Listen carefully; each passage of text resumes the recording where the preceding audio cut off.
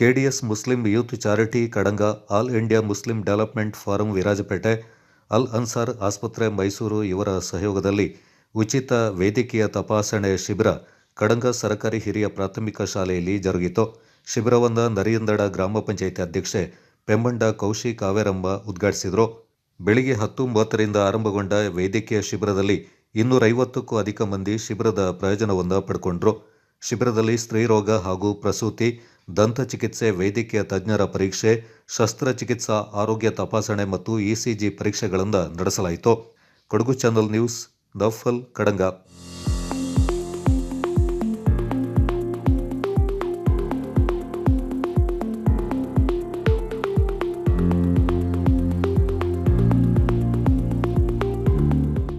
ಸ್ವಯಂ ಪ್ರೇರಿತವಾಗಿ ಕೆಲಸ ಮಾಡುವಂತಹದ್ದಾಗಿದೆ ನಮ್ಮ ಮಿಷಿನ್.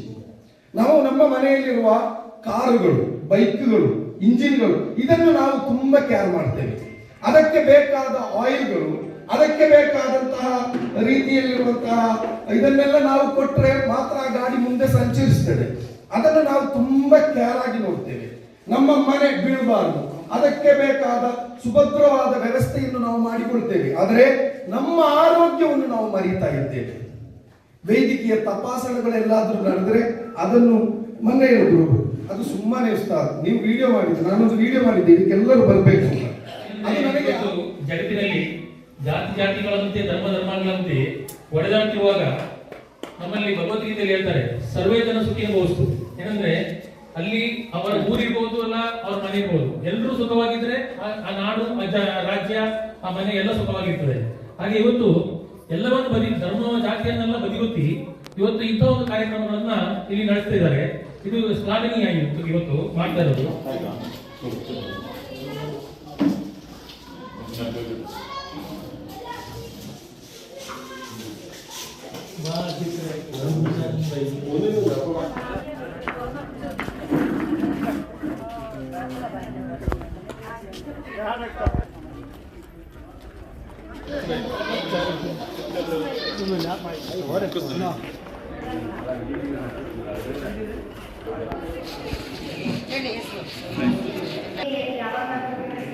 ಕಾಲು ಫೀಲ್ ಆಗ್ತಾ ಇಲ್ಲ, ಆ ಥರ ಏನಾದರೂ ಏನಿಲ್ಲ.